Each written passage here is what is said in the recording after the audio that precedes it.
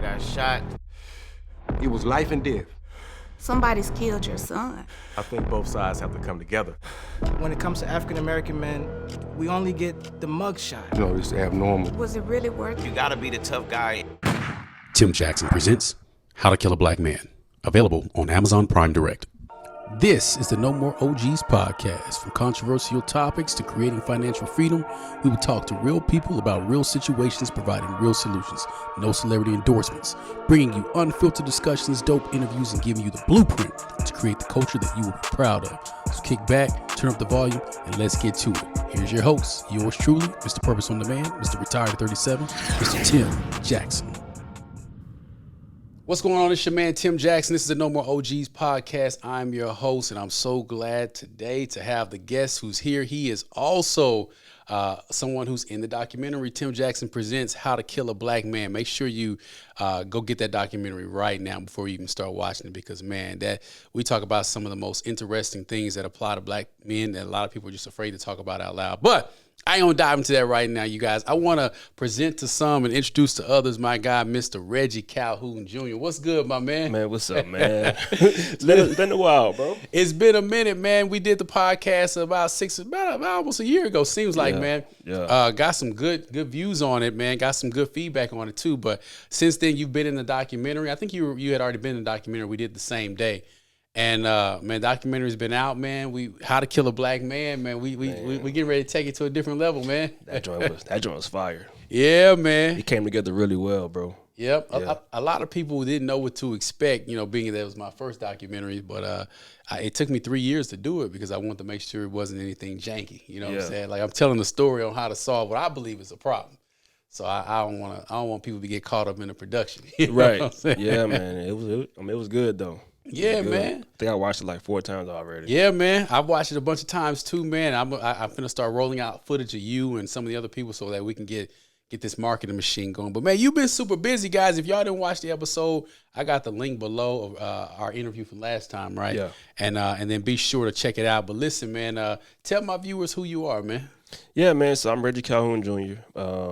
I'm currently the founder, president, RP College Prep, which is a prep school for athletes. Mm-hmm. We also do athlete development. So it's pretty much focusing on mentorship and guiding these guys from where they are to where they want to go to. Okay. And we just use sports as that tool, but we focusing more on like real life.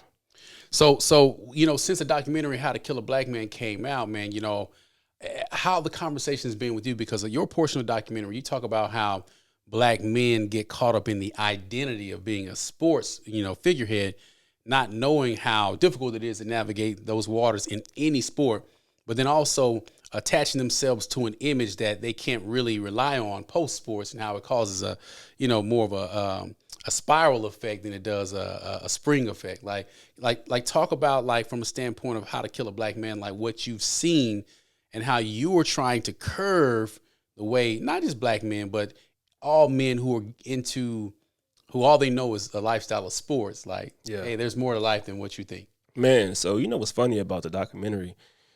I was going through a transition on how I wanted to like take my program. Mm-hmm. And that led me to realize like we need more holistic development. Mm-hmm. So now whenever I speak with a parent, dad, coach, family member, we're not even talking about the game. We're talking about life, right? Yeah. Because showing like, hey, this is what leads to putting your identity in sports. So I think the documentary for me opened up my mind to look at what I was missing in my program and what I really wanted to do, but it pulled it out in the conversations. That's dope, man. That's dope. I know watching you guys' footage over and over has definitely propelled me to know what I want to do. Even with this platform, No More OGs, I realized that it's just a lot of bad game out there. Like, every time you look up at somebody getting called out for scamming people on social media, and it's always us. And not to say that others don't do it; they don't. But I clean up. I sweep around my own floor. I don't worry about other people's problems. My issue and my thing is getting my people right. You know what I'm saying? Everybody ain't gonna come. Everybody ain't gonna listen. But we just need to focus on accountability a little bit more, and being able to have conversations with people that go against the paradigm that they have of themselves made up. You know what I'm saying? Like, most struggles is most a 45-year-old person coming to the light of the fact that they ain't gonna be able to do this for the rest of their life, and then they wake up. Yeah. Like, that's a hard thing to swallow. It but we need to is. teach people how to digest that. It is, because when you think about, being black and being a man, you think you have like this longevity and this like vibrancy forever. And then when that one thing stop working, whether it's whatever it is, whatever that one thing stop working, right? You start to feel like I'm less than a man, and then you want to go improve. So I think like people, like even black men, have like multiple cycles of where they're trying to prove they're a man at each phase. Right. So if we don't attack it early, you're gonna like die like multiple deaths. Like, one day you're young, you're 18, and work. Now you gotta prove I'm a grown man. At 25, you're proving this, and then it just keeps going. Like for the rest of your life, you always proving that you are a man. So, when does it eventually end? And what's a man? Like, we don't evolve. The definition of a man has evolved a lot. I thought being a man was being like a real dude, real nigga. You know what I'm saying? Like, and then as I got older, I realized that person is a liability, you know what I'm saying, to real men. Like real men don't want to be around real niggas. You know what I'm saying? Like, I'm good. Hey, I'm good. Yeah. We'll let the attorneys fight those battles. You know what I'm saying? Like, just little things like that, and I get a lot of flack, man. I promise I don't be trying to tell people not to be black, but I just feel like the way black culture is propositioned to us or put out there, it's always the negative stuff. It's always like the stereotypical stuff. Like I saw a picture of somebody, Dawn Staley. Yeah. So her girl's getting ready to take the photo. Yep. And then the girls start throwing up hand signs. Some people say it was a South Carolina sign. Some people, I don't know the South Carolina. I had to go Google what a South Carolina hand signal was, And so I was like, I guess it could be, or you couldn't really tell. But Dawn like reached over and slapped her hand like, down. Yo, like, no, we not here for that. Like, leave that nigga shit at the crib. You know what I'm saying? Like, and it's like people in the comments were so upset with Dawn. Bruh. And you know what's wild about that though? Even the fact that we only identified that with as nigga shit. Talk on it. So it's like, okay, if I was doing number one, right? Yeah. Nobody tripping. Oh man, you got me thinking. You do this. Yeah. We know what this means. Yeah. But it's really just 4 fingers. Just 4 fingers. But because of who you are and what you want to portray, the way you putting up 4 fingers, it becomes nigga shit. And then, somebody was like, well, no, when I watch a college game and they pan to the audience, those white kids be doing all kinds of stuff. We don't call it nigga shit or call it that stuff then. And I said, I don't disagree with that. But sadly, the narrative is not being controlled by us. Yeah. So if it's not to prove who I'm not, but my thing is at some point in the game, like I got to detach myself from certain aspects of my life. I can't be the same dude I was at 18, 19, 20. Okay, I could get away with doing certain things. But man, once you start getting to your 30s and 40s, this is like you still holding on to those Al Bundy poke high, 4 touchdowns in one game story. You don't have anything to show for it. Like, at what point in the game do you leave certain things behind so that you can get up a little bit higher? That's all I'm saying. And I don't think we can, right? Because you think about everything we say or try to say, we have to add flavor to it, right? Okay. Like you talked about the scammers earlier, right? Yeah. Hey, go to Navy Federal, open up a line of credit, boom, boom, boom, right? Sounds simple. But when I start saying, here's the play, this is what you got to do. So you got to go to Navy Federal, open up and get the money. And now you sound like you trying to shice me out of some bread now. Yeah. The same conversation can be had without you adding flavor to it. Like, come on, man. Just tell it to me straight. Straight to the point. Like, all that, here's the play. Let me give you the play. Well, that's how you relate to your marks. And that's why I say it's so easy for us as black folks to get scammed because, a Tim can come along and say, hey, I'll just pick on credit repair, Like, you don't need to pay for credit repair. Credit repair, most credit repair companies are a scam. I know 2 people that do legit credit repair. Everybody else I know is scamming. Like, they're just scamming. But if I say that and I only got a following of 200 people and, you don't know me, then who am I? Yeah. But if somebody with a large following that can be bought, which you can tell by people's engagements, they got the blue check. They got whatever it is that appeals to you. They have the lifestyle that you want. They can tell you the exact opposite and be completely scamming you and you're like, I don't know, it's just something about that guy. I just like, But you know what, though? I can relate to him. Why? Because they flavoring up shit. Yeah. They making it like, and I know you see this when you watching sports. Like, you know, there's a difference in if you're watching the basketball analyst, you'll have, the Malika, what's her name? I think Andrews. Andrews. And I'm sorry if we messed up your name. Yeah. And then let's say you have a Jay. What's the guy? The black dude, bald headed dude. I think he went to Duke. Oh yeah. I want to say Jay Wright, but it's not Jay Wright. It's Jay somebody else. Yeah. Anyway, you have him, and then you have Kendrick Perkins on there. Kendrick Perkins gonna always nigga up the conversation. You know what I'm saying? Like he gonna always nigga it up. Got to. And it's like the other dude will be like, hey guys, blah blah blah, and then Kendrick Perkins will come in and be like, listen, man, he's standing on business, and he gonna always nigga the conversation up. But So I think like that comes from the church, right?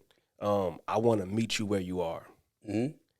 Just because I meet you where you are, don't mean I gotta have the conversation of where you at, bruh, Like I don't want to talk like you, because I think it's insulting. Yes. Because when white Right. people do it to us, we feel some kind of You're gonna be pissed. Like when a white person, I'll never forget when I was in training, and I walk in, I was like the head trainer. I walked into a spot, and everybody's introducing. Like one dude was like, "Hey, how you doing?" This white guy, he said, "Hello, sir, how you doing?" He got to me. He said, "Hey, my man, what's going on, brother?"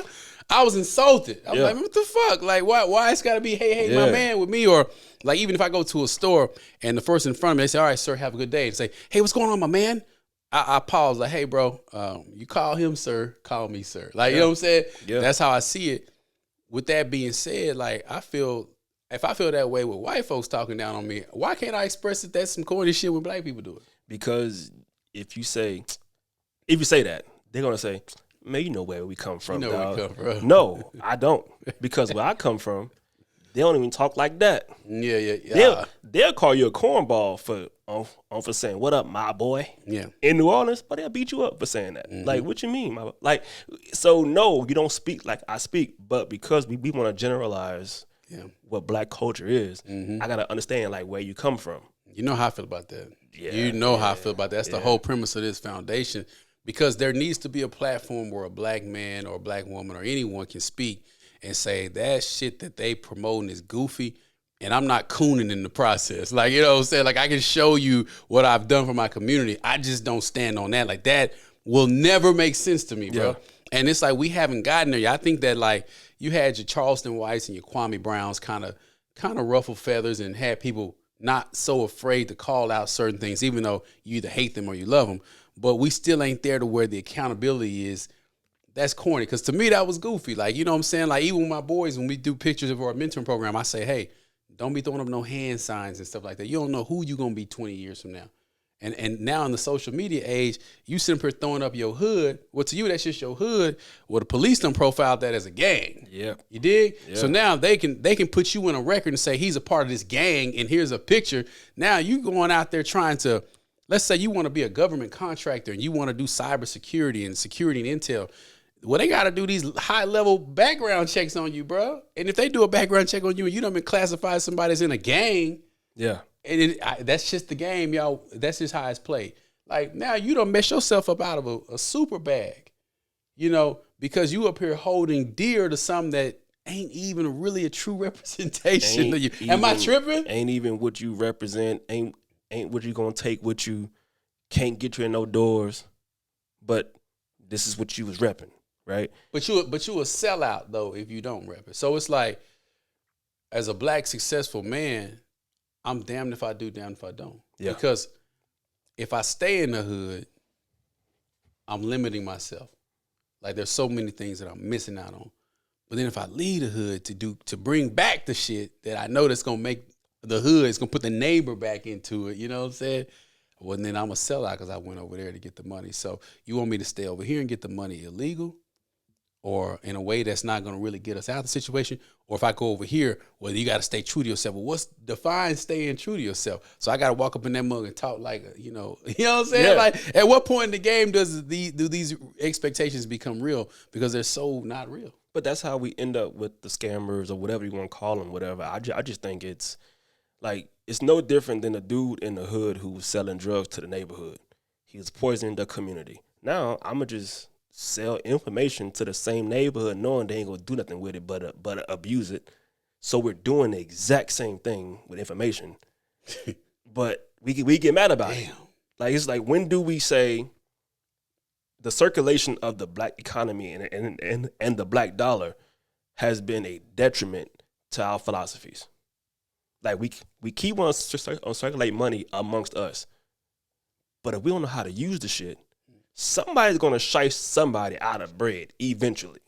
Because they're not going to see you as capable of making the right decision.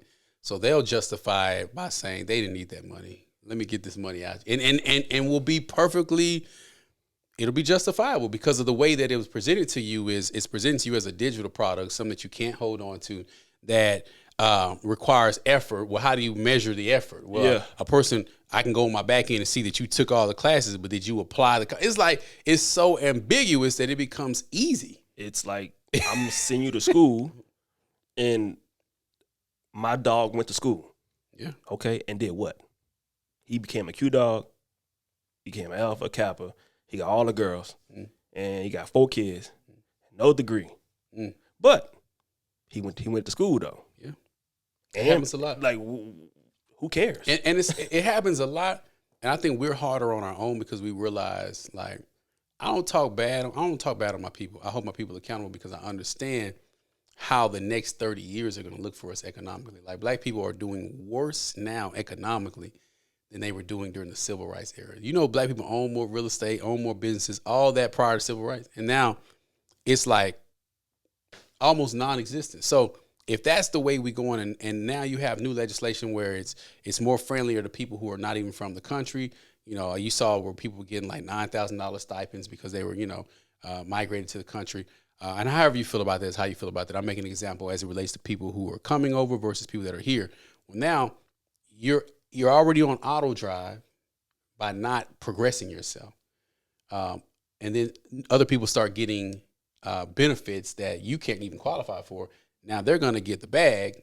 And now it's time for them to apply to make themselves a better person. You know what I'm saying? Like, not to say they're going to do the right thing by it, but that would be a great opportunity right now if we could just issue out a reparation. You know what I'm saying? Right. But my thing is, like, when you get the money, what you going to do with it, right? Like, we have to shift the way we spend our money or not spend our money. We have to stop caring about how things look. Easiest way to scam a black person is to pull up in a nice car. I've been saying that for 10 years. You know, and I've seen it from my own perspective where I pull up in my paid off Honda Civic and people look at me like I got shit on me. And then I come back the next day in my truck or my Lexus and it's like, oh, hey. Yeah. It's like, that shouldn't be enough to get you to give me your money. Right. And it's like, we have a hard time applying stuff, right? Mm-hmm. So I just want to see us to get to the point where we're actually applying the knowledge we're learning, or applying the lessons we learned, or applying, like, everybody has a family member, a friend, or it happened to them where they learned something that they should not have done.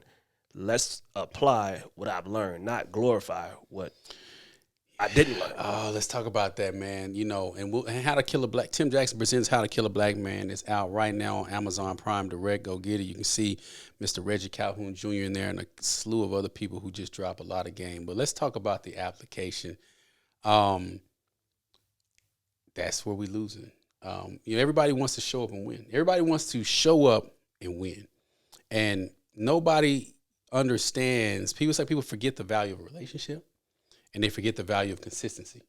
You know, I've been watching you on social media, and I realized that this dude is always in Boulder. Like, this dude, this dude is on the sideline, of the most, we'll call it the hottest team, from a standpoint of publicity right now. It's like, how did he get there? Well, he got there, one, through a relationship, right? The relationship. And through the consistency, right? Yeah. But a lot of people just want to show up and be there. And they don't understand, like, there's value in the process. You know what I'm saying? Like, you want to speak to that? Dude, so what is 2023? Mm-hmm. So 13 years ago, I met them. That was 13 years ago when I was just a college kid. Yeah. So in there, I was only showing up with them to work out and train and volunteer. Not thinking like, oh, in 10 years, I'll be this. It was just like, yo, I just want to learn from the best and then lend my time because y'all doing this out of kindness of y'all heart. And then as I built my brand and my services, and when I got serious about about it, things kind of just met up where it ended up at. And then the whole staff is like family. So I'm not showing up saying, yo, can you get me on the sideline? It's I'm going to show up first, provide a service, then come back to watch the game. But when I showed up the first time, it was literally to work. Like, hey, where can I help at? Because y'all transitioning into a space, let me come and volunteer what I know how to do. That let me get into the room. Then once you're in the room, you can't just be in the room. You got to have some value in the room. I'm not a fan of any of them, right? I love what they do, but I ain't no fanboy. And I think sometimes when we get into rooms with a billionaire or a multimillionaire or celebrity, we ignore the fact that, yo, what can I learn from them or what can I provide value? We just want to say, can I get a picture? Our currency is saying that we stood next to him. A friend of mine, he always says proximity to power is not power. And so, like the currency has become the photo. The currency is becoming the post. Like, look at me, I'm doing this. And it's like, if you pay attention, the people that's really making the moves don't want to be on camera, bro. Like, the people I took my son to, I think it was a basketball game for his birthday last year. I don't remember who they were playing. It was just a normal thing. And we had some really good tickets. So after the game, I think he was playing Portland. So after the game, me and him kind of went a little, like a couple of rows down so we could be closer to the what do you call it? The court. Because we know somebody that played for Portland, and we were just going to say hi to him. And then out of nowhere, this dude from the Mavericks was like, hey. He's like, hey, what's going on? He said, you guys want to get a picture? I was like, sure, why not? He's like, come on down. He literally got us walked us on the court.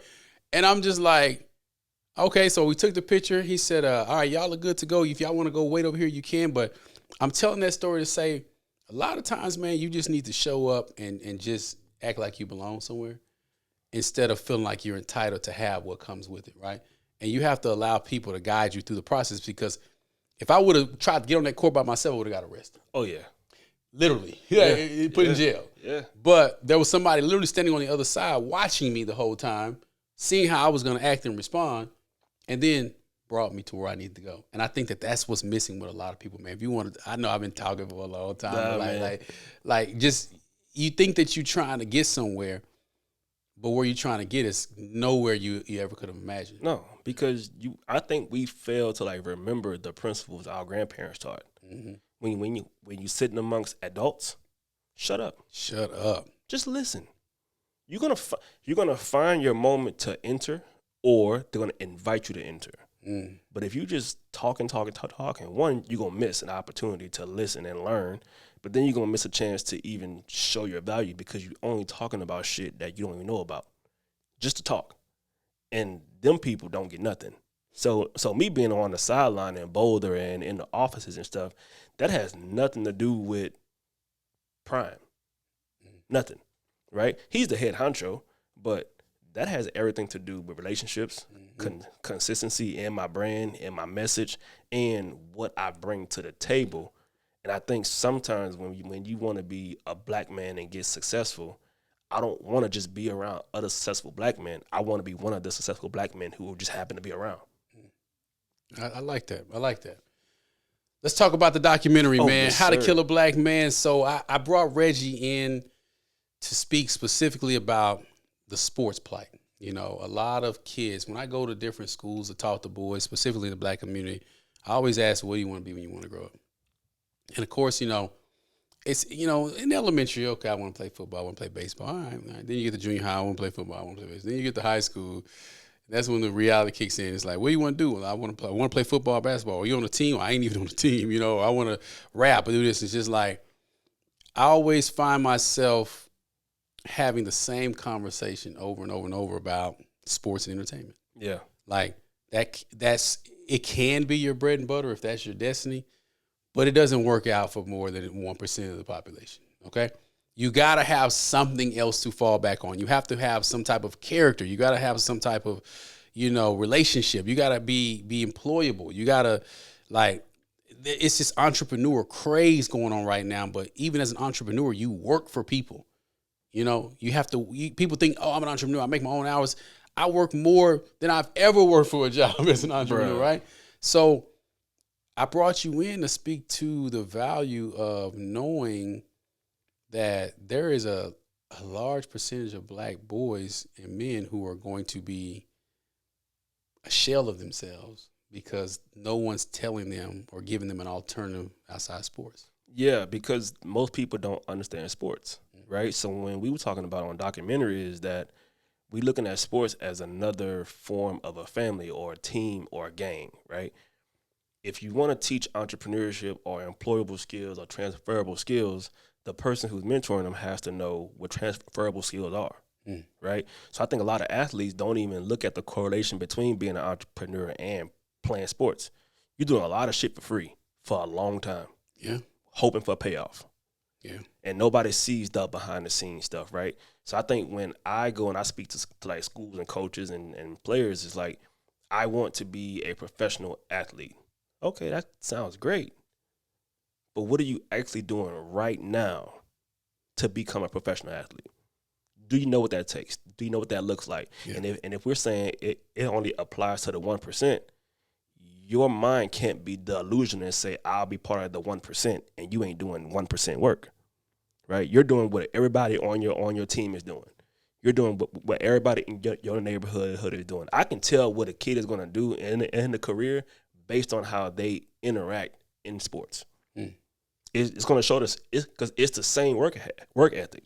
In sports and life, it's the same work ethic. So I can tell what you're going to do. You're going to quit. You're going to get fired. You're going to be subpar, and you're going to want what your teammate or your coworker wants. So you're going to try to do all you can to sabotage that.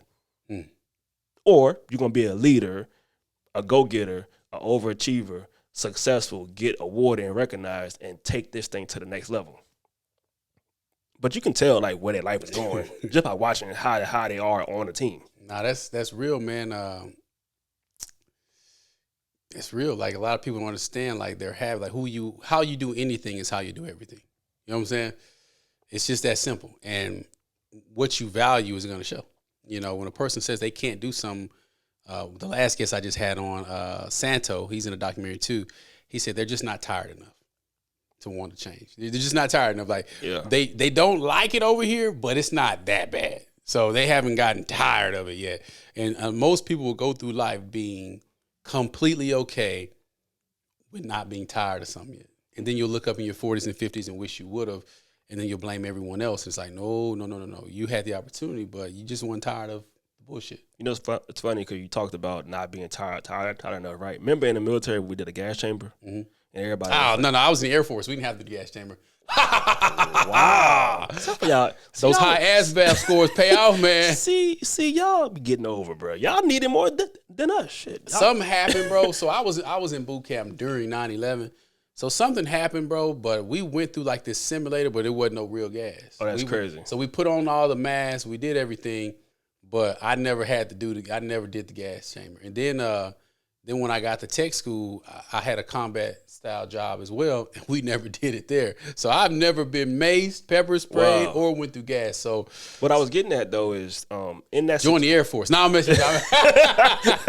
No, but in that scenario, you'll have people go through it, right? And they're overly dramatic, and they'll say, "Oh, I can't breathe. I can't breathe. I can't breathe. I can't breathe." And drill sergeant to say, "If you can't breathe, then why are you talking?" Yeah. And that stuck with me so much because it's like, whenever you start saying like, yo, I can't. So you can't because what? You're dead? Or like what's stopping you from doing this, right? So I think we kind of get so caught up in the moment of hurt that we say we can't. Oh, I'll never make it out. No, that's interesting, man. I see what you're saying because, you know, I always looked at I can't as like a defense mechanism. Like you're just afraid to do something. There's been times where mentally, bro, I'm just fried. My brain is just gone. You know, life is life, and then I'll have to do something like put together something for my daughter, you know, like a toy or, you know, a table or something. And it'll take me 2 hours to put together this thing. You know what I'm saying? Because mentally, man, I'm just telling myself, man, I can't do this. I don't feel like doing it. And my wife will come and she'll be like, damn, you still ain't, you know, like, what's going on? Like, man, I just can't, you know. I can. It's just that mentally I've checked out. Right now. Yeah. Just for a moment. But as a real man, you're going to say, yo, I need a break. Yeah. And that's fine. Like, bro, I need to rest. Right? Even Jesus rested. Right? Well, we don't do that, though. The way the world is set up now is that you have to be perfect. Yeah. We live in a fantasy world. Like, everyone is chasing a fantasy. No one's really chasing reality. And what happens is when the midlife crisis start hitting people, it's because the reality hits them. Like, they realize that they're the 40, 50, and what they were doing was chasing a bunch of BS that's never going to come true. We get into bad relationships with people that we know we shouldn't be with, but I can change them, right? Yeah. We take these chances in business that don't sound good. There's nothing good about these chances at all. And they don't, but I feel like, no. Like, common sense will tell you not to do it. So we go through life chasing these fantasies. And then when we realize that it's just a bunch of BS, you know, like, I've been chasing the wrong thing for so long, then we hit the wall. Yeah. You know what I'm saying? So on documentary, bro. As I watched it a couple times, like I said, I watched it like 4 times, and I started asking myself, why did I want to go to the pros? Yeah. Why did I want to play football? Right. I said, okay, because I want to take care of my family. Right. And then I said, okay, what made me say football was the way? Yeah.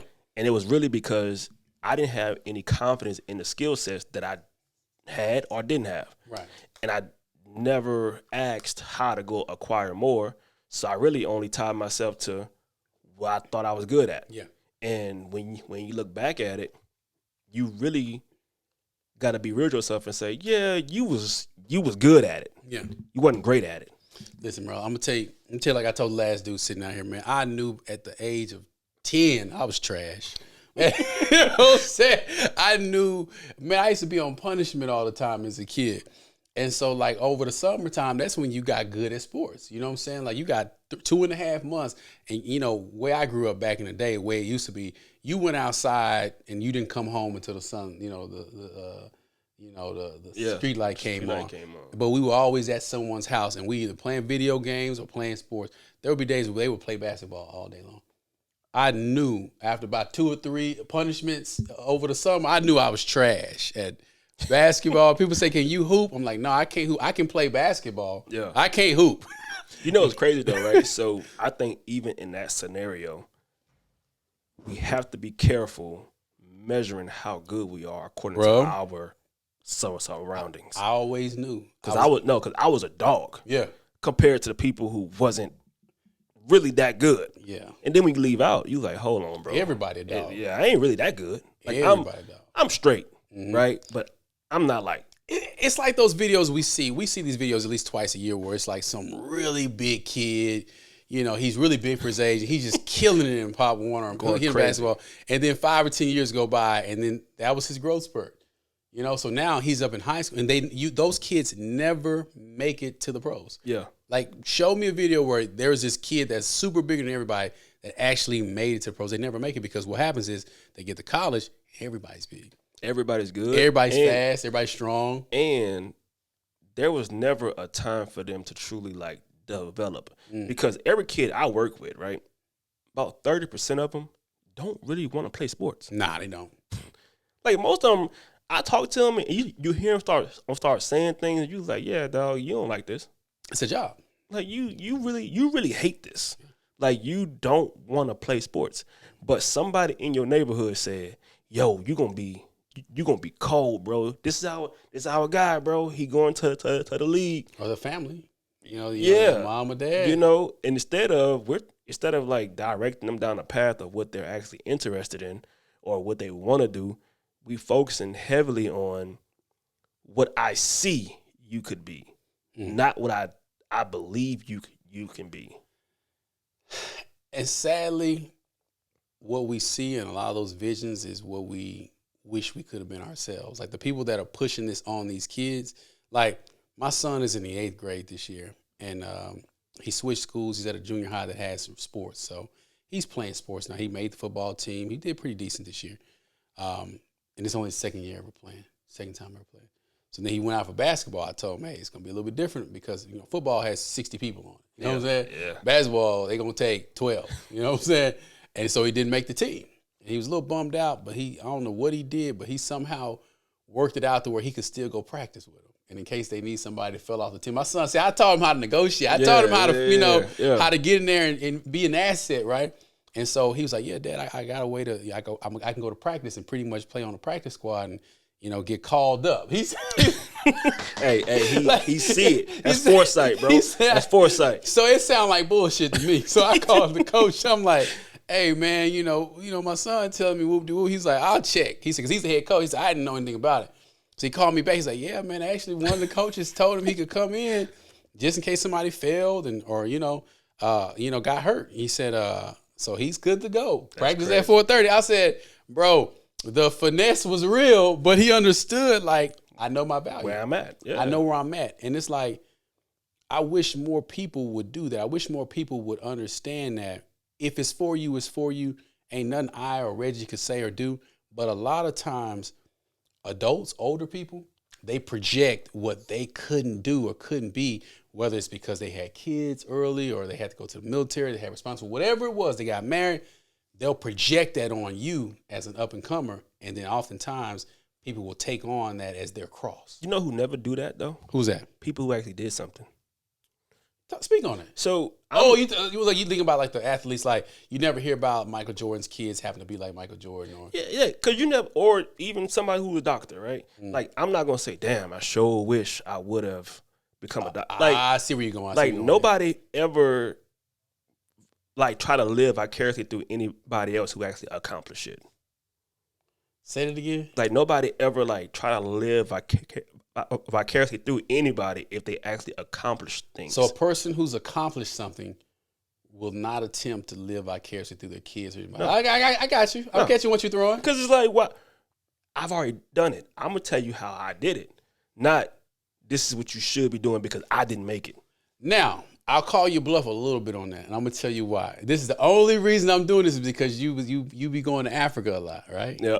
So a lot of my African friends, they say their parents like that. Like if their parents is a doctor, they want you to be a doctor. Their parents is a nurse, they live by. Is that true in certain cultures, or is that more so of a pecking order of like this is what our family is? So you got both sides, right? Yeah. So it's like, hey, this is what we do. Okay, right. This is what we do, and you're gonna do this. I'm not trying to do it because I want you to become a doctor because I didn't become one. I got what you're saying. I'm doing it because I say, hey, this is what this is how we make our money. Yeah, I got you. Okay. Right. And I only ask that because you see that in different cultures, but even within our culture, we tend to kind of push off some of the things that we feel like is success on our kids, and it's not really success. And so what happens is when those kids get around some real game, two things happen. They either reject the game or they reject you. Yeah. And more times often than another, they'll reject you because now they realize that you're just projecting. What you passed on to me was pure nonsense. It was bullshit. And I say that, and people used to get mad at me like, oh, you need to be more respectful. And I understand, like, our family, our parents, grandparents, they did what they knew. We don't have that excuse anymore because we have access to the internet. We have access to information. We can literally carry $1,500 phones in our pockets, and we can literally Google whatever we want to learn. Our grandparents and parents didn't have that, so we have to give them a little grace there. Yeah. They did what they knew. At the time, getting a good job and working a good job for 30 years and getting your gold watch and your pension was what you did to survive. So you did that. Our parents and grandparents worked super hard. I'm not going to take that away from them, right? But we have access to more information. But guess what they passed down, though? What's that? They passed down, hey, you got to have good work ethic. Yeah, work ethic. Keep your name clean. They never say, hey, go become this because I ain't become it. I got you. It's kind of like one of them things where like I wish we go back and look at the lessons that were taught. Yeah, we specialize in fantasy though, man. Like, that's why a lot weird space. That's why we farm our kids to sports. Well, we farm our boys to sports. We farm our girls to corporate entities and law school and then becoming doctor. Our girls can dream all day long, and people get mad when I say this, but we raise our girls and we coddle our boys. I don't give a damn how y'all feel about it. I've seen it from the inside out. Like typically, if you pick 10 black families that have a son or a daughter, okay? I'm willing to bet that 8 of those families, the daughter has exceeded that boy. She has a better job. She makes more money. She's not coddled. And I'm willing to bet that 8 of those boys are some mama's boys.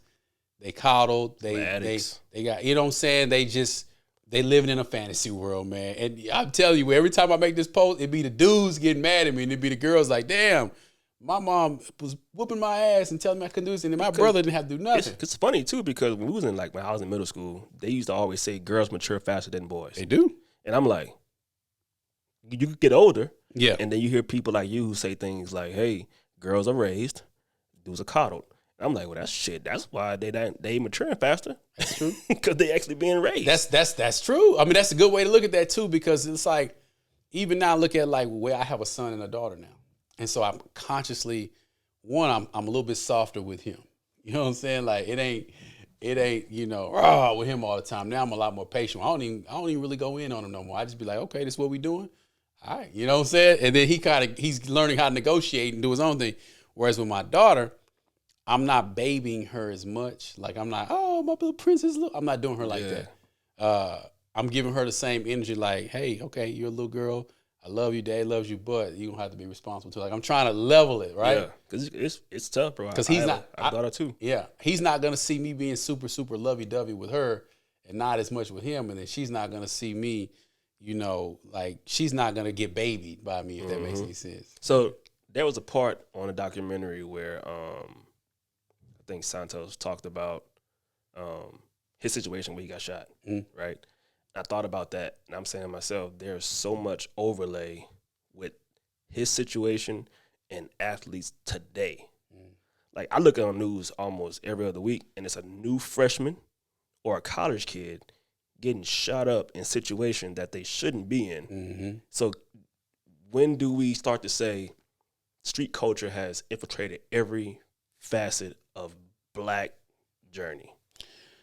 Well, everyone knows it, but we have this code within the Black community, within Black culture, that says we can't publicly hold each other accountable. Yeah, that's crazy. Everything has to be done behind the scenes, but the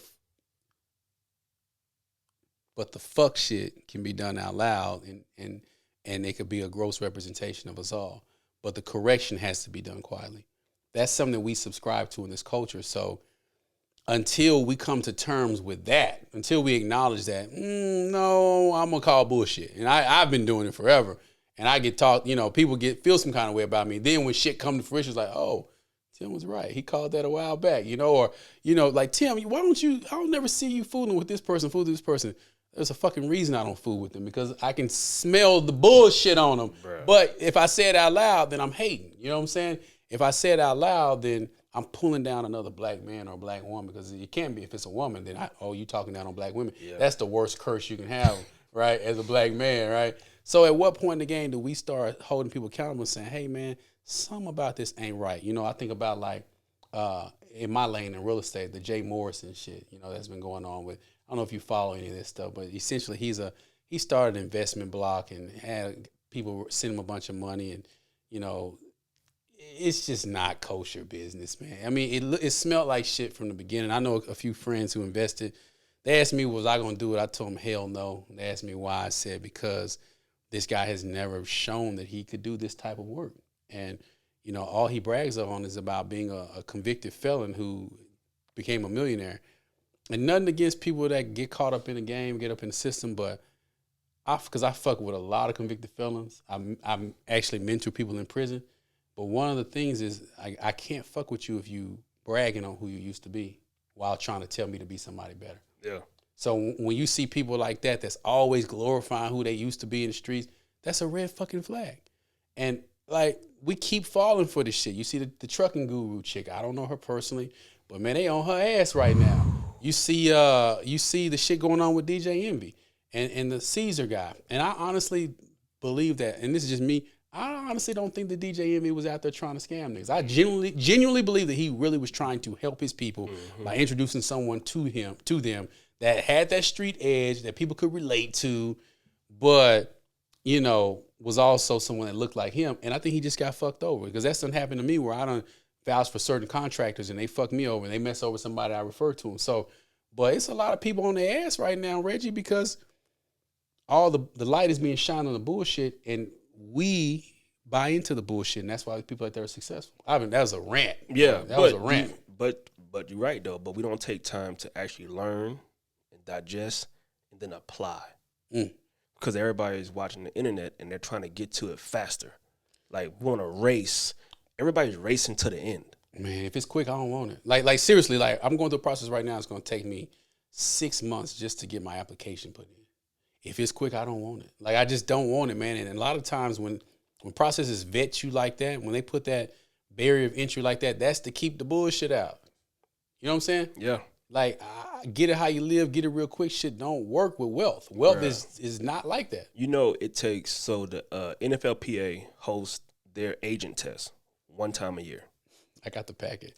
Once a year. Yeah. And that goddamn thing to study, I got the packet. it's a lot. I can show it to you. It's on my phone right now. Bro, you're not about to just, I'm going to go through it. Like these little courses, I'm cool with, okay, go ahead, learn how to do credit repair, but there should be some sort of like a continuing education with that, right? So if it's, hey, learn 30 days and you good, I'm good on that.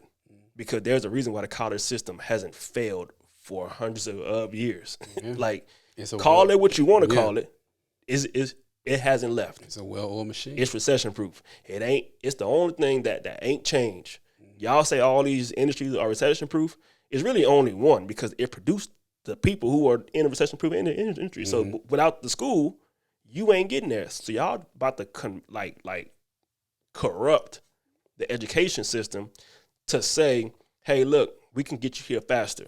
It's gonna cost you the same amount, but you're gonna learn all this stuff faster. Well, first off, who the hell is learning that fast and able to apply that much? I mean, I'd argue if you were learning that fast and you were able to apply that much, then you wouldn't need the course. You know what I'm saying? We're going to you school. Need the course. We're going to school. Go be a rocket science. Like if you can regurgitate all the information and apply it efficiently. Yeah. And but we love a good scam. Like we love a good scam, bro. Like we love it.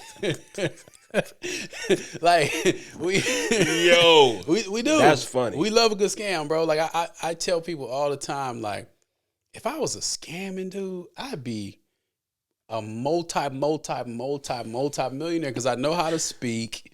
You know what I'm saying? Like I'm pleasant on the eyes. You know, I'm tall. You know, I have a family. Oh. People getting scammed love the family aspect. I post my wife and kids.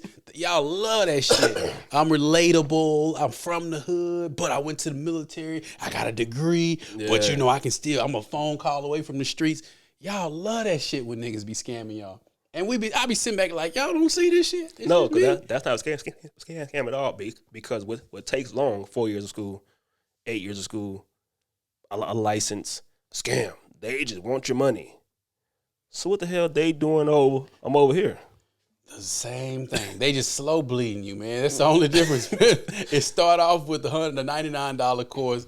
Then you go to the $300 workshop. Then you get to the workshop. They're going to offer you the $10,000 coaching. Then you get into the $10,000 coaching. On the they're going mastermind. to offer you the mastermind where we go to Maui every year. And that's going to be, $75,000. But then they already got it set up to where they already in cahoots with the finance company. So if you can't afford it now, just get the loan. You know, you got good credit. You already took my credit course, so I know your credit. You can help with the credit. Right? So now you going out there getting a personal loan for $70,000, $80,000 and then you not really learning shit, but you on these, you all in the video with Suge Knight say dancing, and then you look up and it's like, okay, man, I mean, you saw the lifestyle. That lifestyle can be rented too, just like you financed that motherfucking course.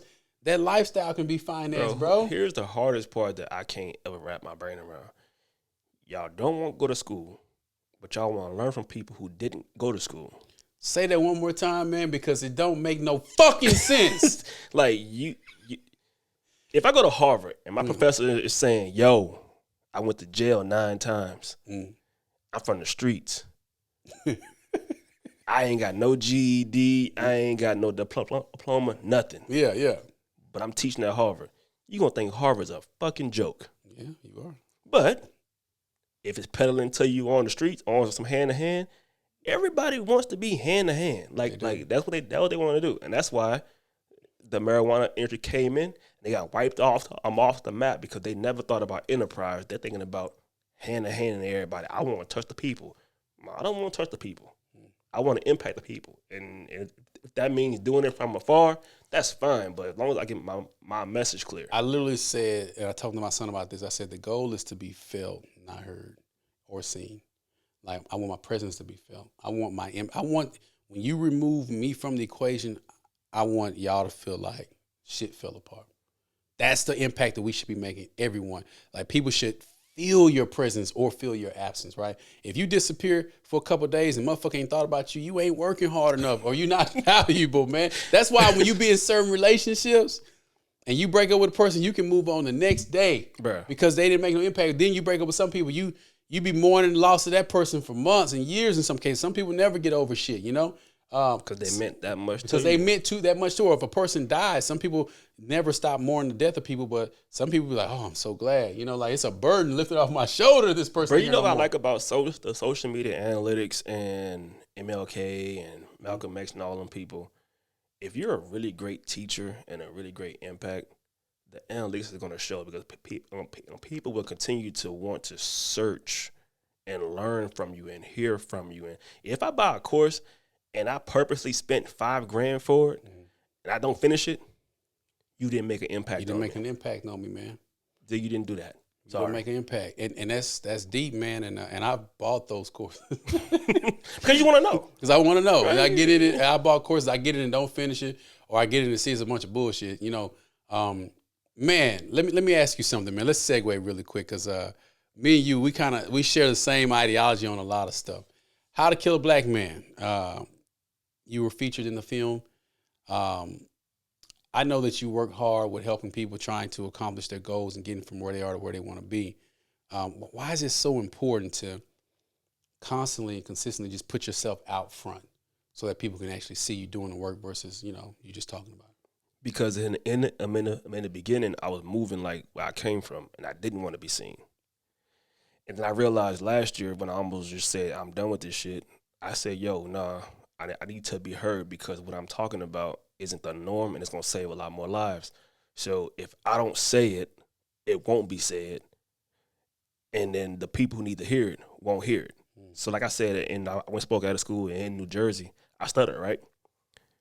For the first 15 years of my life, I ain't even want to talk to nobody because people would like make fun of me. Mm-hmm.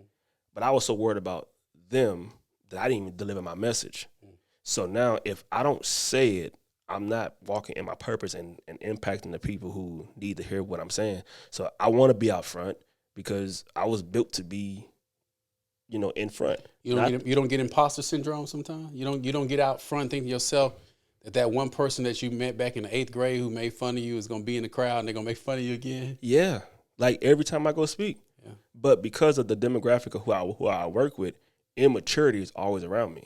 Absolutely. Like I'm working with 14 and 15, 16, 17. Yeah. So they ruthless. They're going to roast me all day. But at least these kids who are roasting me have a chance to be successful from my words. If you're 35 and you roasting me, I could really fire back at you like right now. It's a lost cause. Like, bro, you in the crowd coming to hear me.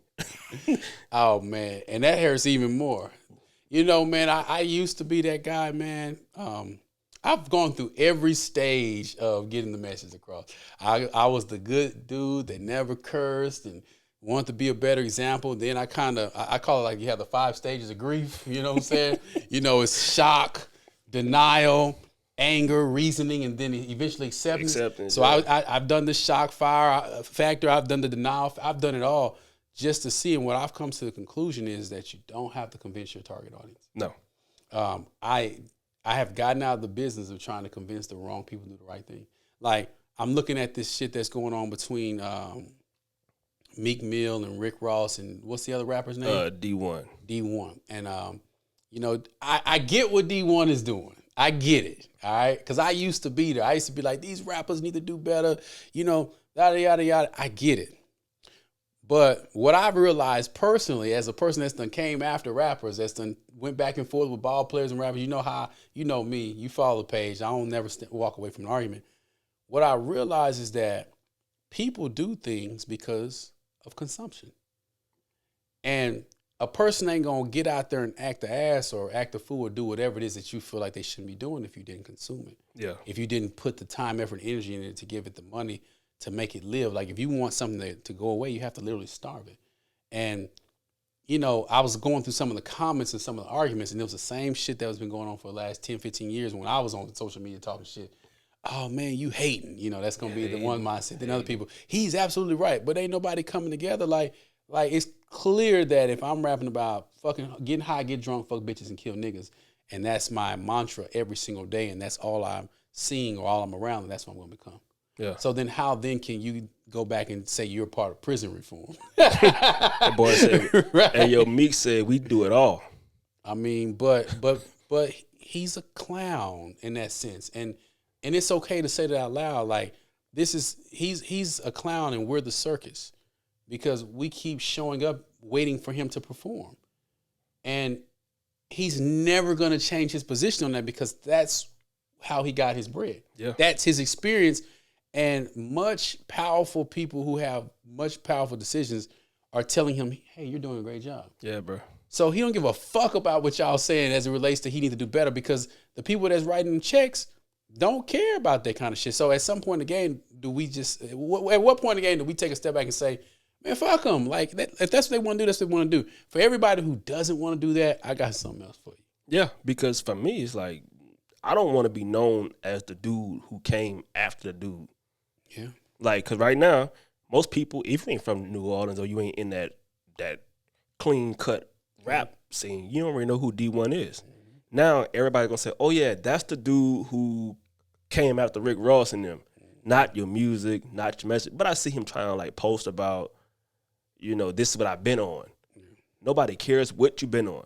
What I did last year was I went and got all my old content and reposted it again. Versus having to tell you, yo, I've been saying this.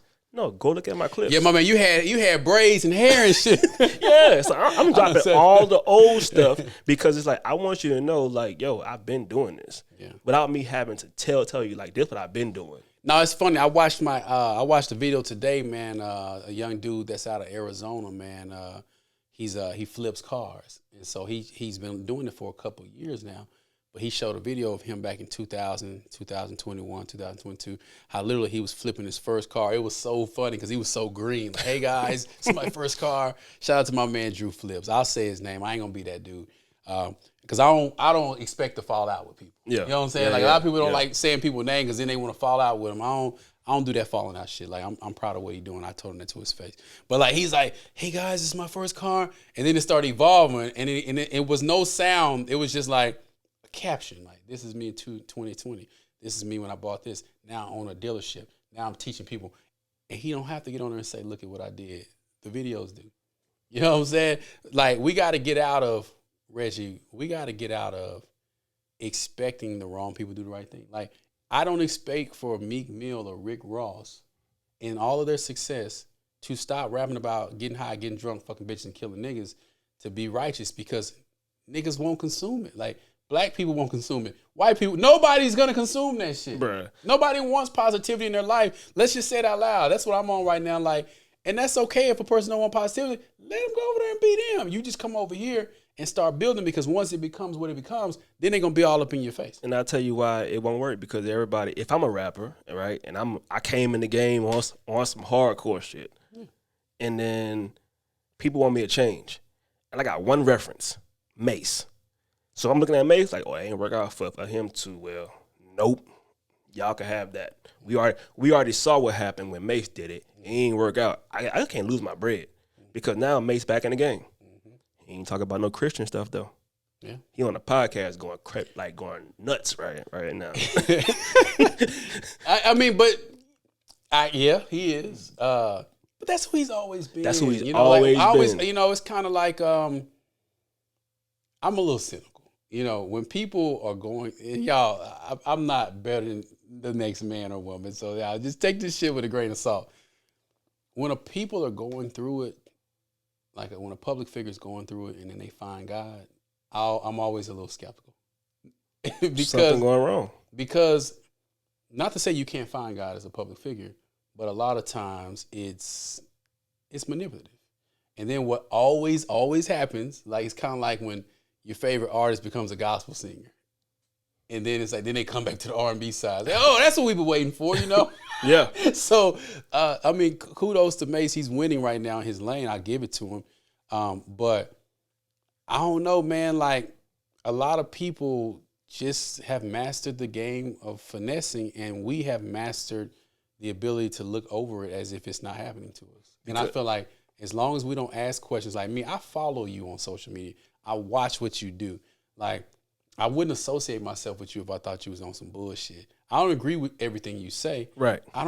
If I ever agree with everything somebody said, then that would be problematic. You would make me nervous. Yeah. But if you say hell yeah, Reggie, hell yeah every time, like you would make me nervous. Gonna make you I'd be nervous. like, I don't know. Something you about really, this dude. I don't know if you Copy, we got him 45 now. I'm like, this man said yes to everything I said. Oh, that's crazy. Like, I need some opposition. I don't want to be around people that agree with me all the time. But what I see is that the people like you and the people like me, our longevity it far exceeds that of some of these people that be coming out here and they just be fads. You know, like anything that's faddish, I just can't get caught up in it. But I have to be that voice for me. Like, you said something to me, you spoke to me, bro, when you said that, you know, you said you had a speech impediment, you stutter, and as a result, you didn't want to talk.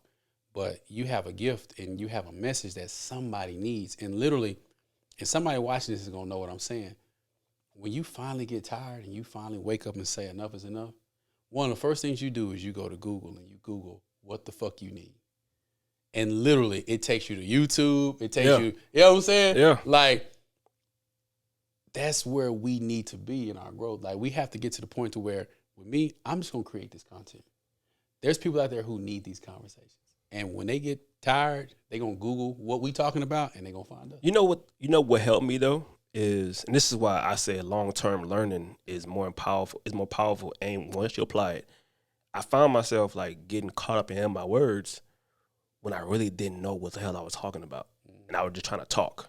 So you come in and think you like get jittery because you don't know. But when I'm like taking in all the information, and learning how to apply it, my confidence level goes up. So I talk, right? So stutter, you're gonna have moments you do it, but the more you talk, the better you get. Yeah, I have another friend that has do you know Andre?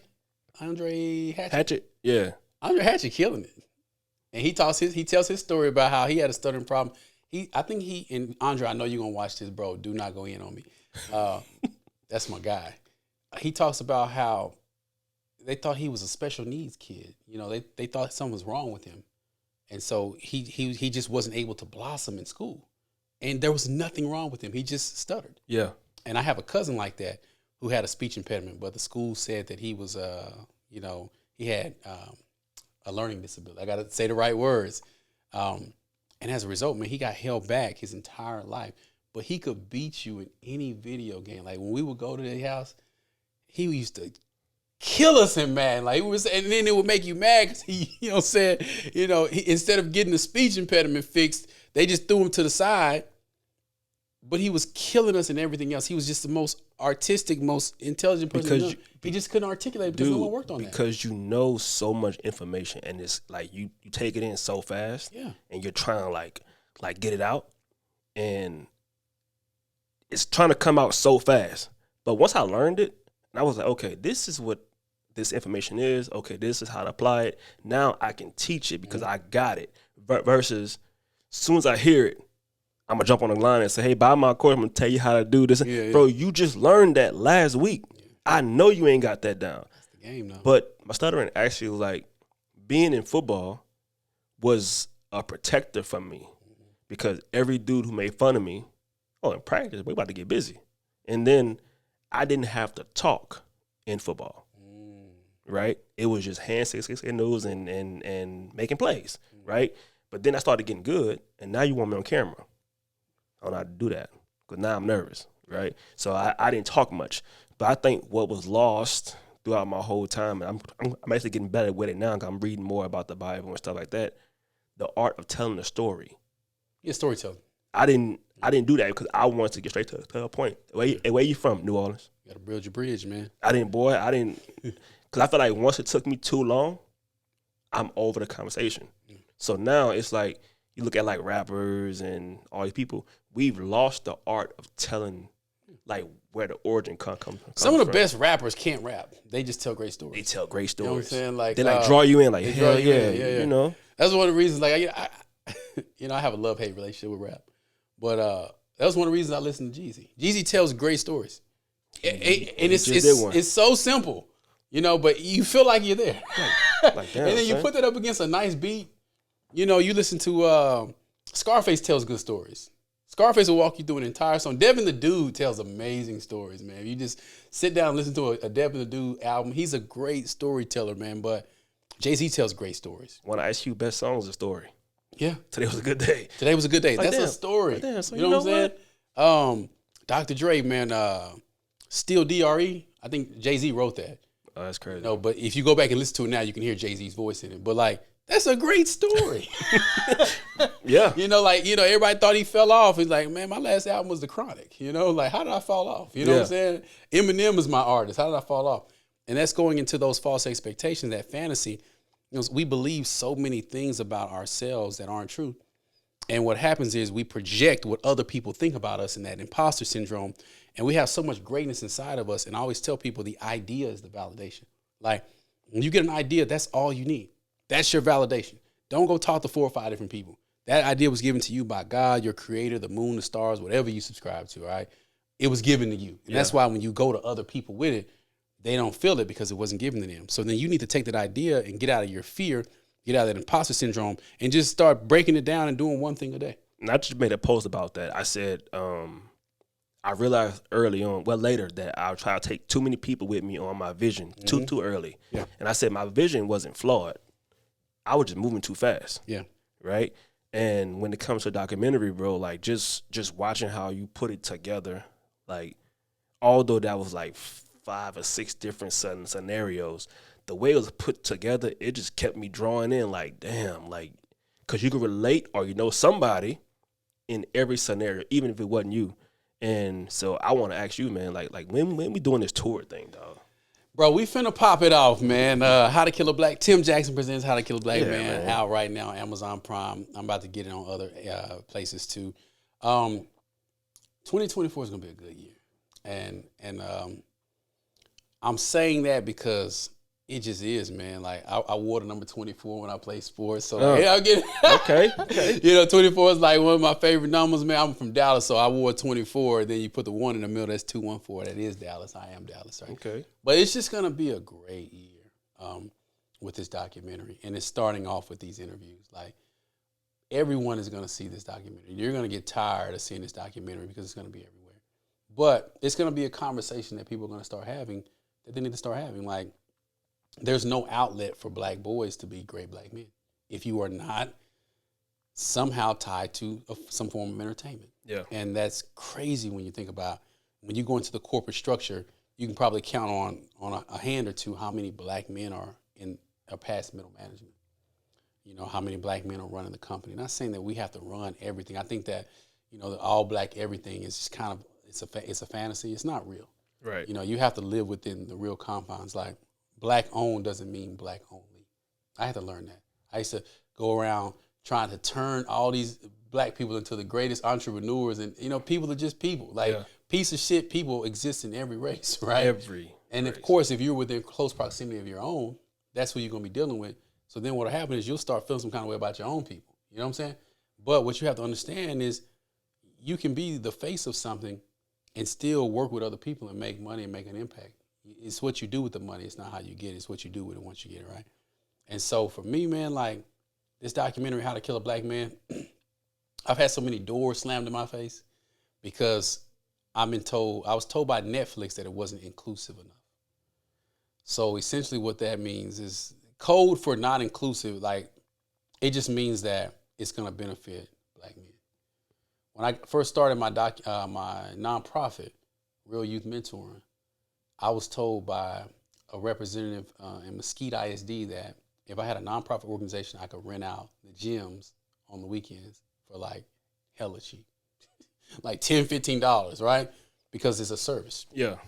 And I went through the entire process of getting a nonprofit. I went back to the people with my application. They were like, so what is it that you do? I'm like, oh, I have a nonprofit that's geared towards teaching black boys how to become, better citizens within the community, entrepreneurs, yada, yada, yada, curving the, the prison, pipeline to prison, all that stuff. And they were like, oh, okay. And then I got an email that I couldn't do it up there because it wasn't inclusive. You know what I'm saying? But a church met there too. Yeah. And churches aren't inclusive. Churches are strictly based on a faith and a thought process, right? So I started noticing that when you start talking about helping black men, you'll get more doors shut in your face, and the first people that's gonna slam the door in your face is other black men. Your own people. Yeah. And that's a part of the game. And you can't be mad about it. I used to take it personal.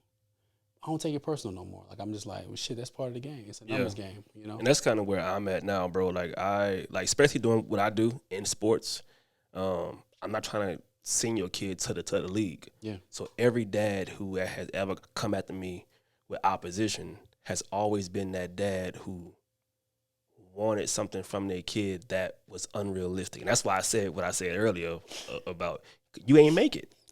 Bro, can I say something real quick? Go ahead. I'm not gonna say any names because I'm not trying to shit on nobody. I know a kid whose dad, I believe, played pro sports, and his dad was essentially his advisor as he came up through the Pop Warner and shit like that. And when he got to college and got to a position to get into the draft, everyone said he wasn't ready. I mean, you could just look at the film and tell him he wasn't ready. I mean, he just wasn't ready, bro. You know what I'm saying? Like, I'm not even a film studier, and I'm like, stay in college one more year. Right. Well, this is the dad. Goes out, got drafted late in one of the later rounds, got to an area where it was unfamiliar with him, got to an old school coach who didn't have time to bring up new people, just don't have time for the shit. You know what I'm saying? You a pro now. Figure it out. You know what I'm saying? Mm-hmm. Got somebody pregnant. Now you got to pay $10,000, $15,000 a month in child support because this is an influencer chick. Oh, yeah. She getting her bread. Yeah, you are. Then you get cut from the team. Then you have to go a different route, developmental routes. And now you struggling to get on a team, bro. You know what I'm saying? All because you listen to that your pops living vicariously through you. Yeah. When everybody else was like, don't do it. And we gotta start calling that out. Like, we giving out a lot of bad game to these kids because we want them to grow up and be superstar. We want them to be baseball players and basketball players and whatever it was we did because we didn't make it. Stop living through your kids. Let your kid be who they gonna be. Yeah. Because you can champion your kid, and Prime does it well, man. He champions his boys. We tell him, like, hey, look, this is the reality. Like, he ain't going to the league this year. Like, he telling y'all, he ain't going to the league this year. Not he has to go right now. Like, bro, when you understand, like, okay, I've been here. At the highest level. I've been here, dog. You ain't up here yet. Yeah. Right? So, but if you want to get here, I'll show you how. Not, I never was there, but let me show you how to get there, though. Yeah. Like, it's a different perspective. And I think that's why Buddy gets so much hate. Yes. Because, he's played at the top level in 2 sports. Like, my guy has won a Super Bowl and played in a World Series. Like, I'm a baseball guy. That's all I play. Yeah. Baseball is my only sport, bro. So, I've been living it up. Look, I got my hat on right now. Texas Rangers World Series child. Yeah. Your boy was at the parade. But check this out. Like, this guy has literally done it. And people hate that he finna expose the game. He finna show kids how to navigate through it. And then what he's doing with his kids. And I've been critical of Deion. I've been critical of Deion in the past, more so when he was a coach here, when he was doing that. Prime Prep Academy. I wasn't a fan of that. And you know what? That wasn't my business. You know what I'm saying? Like, I don't know all the ins and outs. I probably prematurely judged that situation. I knew people close to it, but you know what?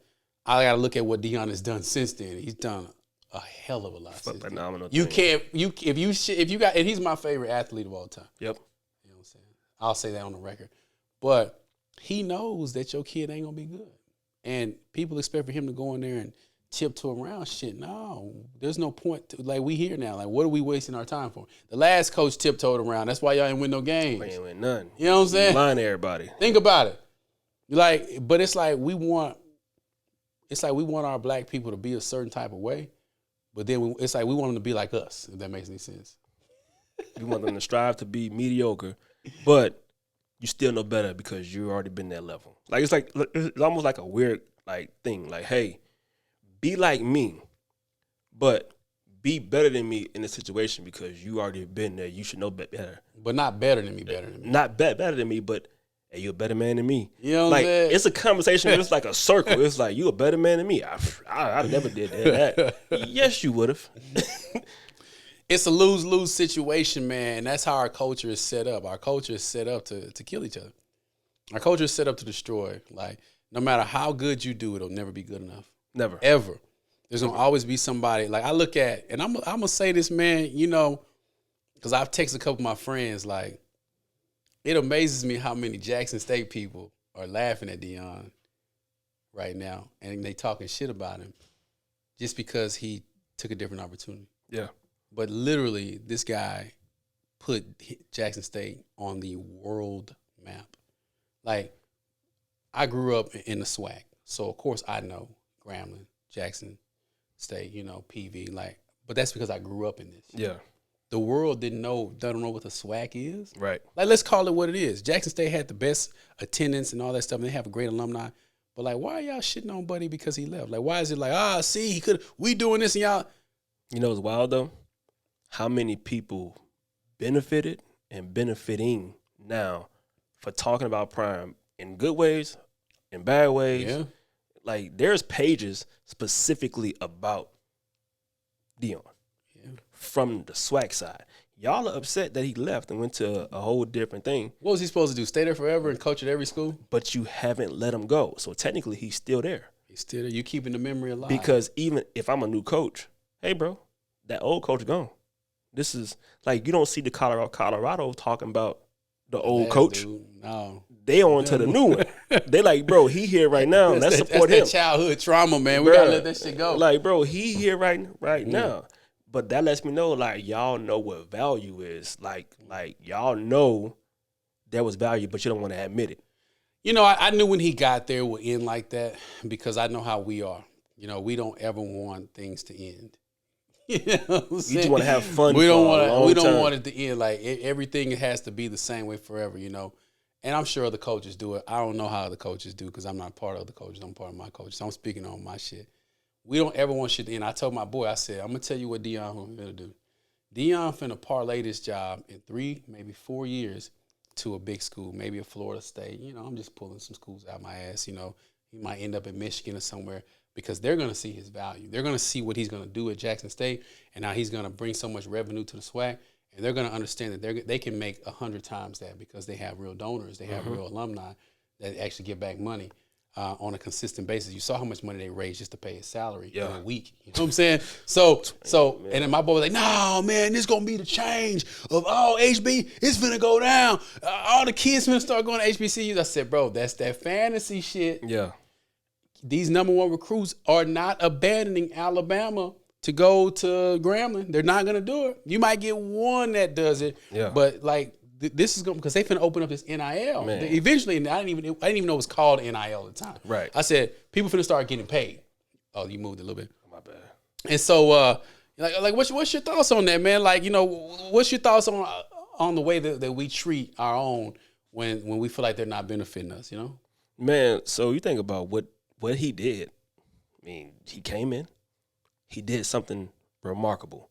Let's champion that, right? Because while he was there, Bethune-Cookman was still sharing helmets. Their facility is still trash. They still went through a hurricane and they ain't fixed the dorms. Mississippi Valley State ain't have a new field. Like, PV whole staff left and went to Southern. really, I didn't even know that. So even while he was in it, it was still dysfunction. It's chaos. But because he was in it, we didn't care, right? Like coaches saying, wow, we got to play games at Jackson. We got our own field.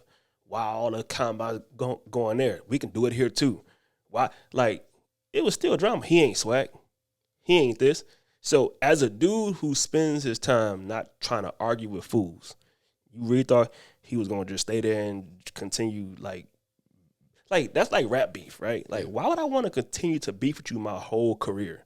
Like 50 and Ja Rule, like people like that. It's 20 years later and they still at it. Well, one of them still at it, right? No matter how successful he even got, he's still at it. Yeah. And people like that. They like a bully. Deion was the biggest fish in the swag. Yeah. And he left. And what are them other boys doing? He left and ran it up. But he's been running up his whole career. Bro, Morehouse just fired their head coach, OC, and DC.